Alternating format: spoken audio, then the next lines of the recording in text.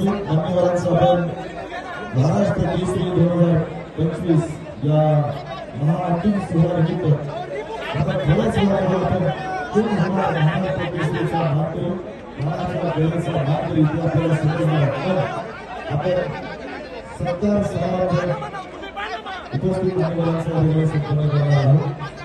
पंचांनी घेतलेला निर्णय पंचांचा निर्णय अंतिम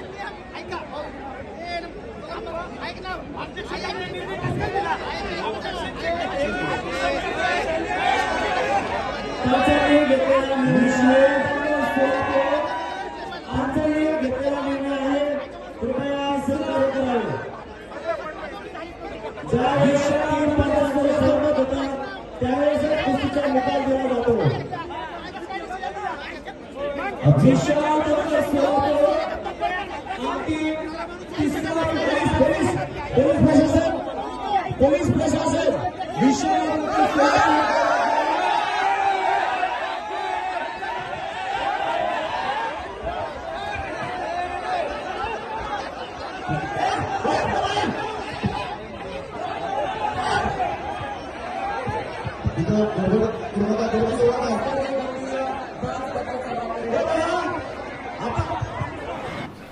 काय सांगाल तुम्ही आजच्या एकंदरीत महाराष्ट्र केसरी कुस्ती स्पर्धेसंदर्भातलं जे पाहिलं किंवा जे निर्णय झाला त्याबाबत काय सांगा? मी देवामोर बसलेले होते. माझं नंतर मी ती कुस्ती बघितल्यावर पोराची चूक नाहीचे, काही चूक असली तरी आमच्या पोरांनी मान्य केली असती. माझं पोर शांत आहे, असं कोणाला काही बोलणार नाही, काय नाही. त्यांना म्हणा रेफरी दाखवा आणि घ्या पुढं कुस्ती ना. तुम्ही नुसतं प्रत्येक वेळेस कॉलर पकडली हे झालं हे असं नुसतं एखाद्या पोराची बदनामी करू नका म्हणावं, नाही का?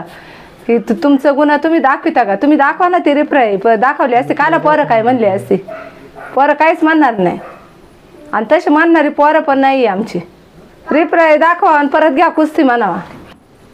महाराष्ट्र केसरी कुस्ती स्पर्धेत जे काही राडा झाला आणि त्यानंतर पंचांनी जो निर्णय दिला त्यानंतर आपली काय भावना आहे? चुकीचा निर्णय दिला ना त्यांनी. कुस्ती झालीच नव्हती.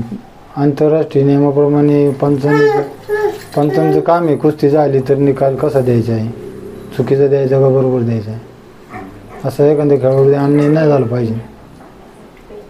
शिवराजच्या ज्यांनी का कॉलर पकडलेली दिसते आणि लात पण मारलेली आहे, त्याबाबत काय सांगाल? काय आपण पाहिलंच नाही तर काय नसते, इथून सांगून काय फायदा आहे ना. जर आपण प्रत्यक्ष असतो तर म्हणलं असतं पोराची चुकी.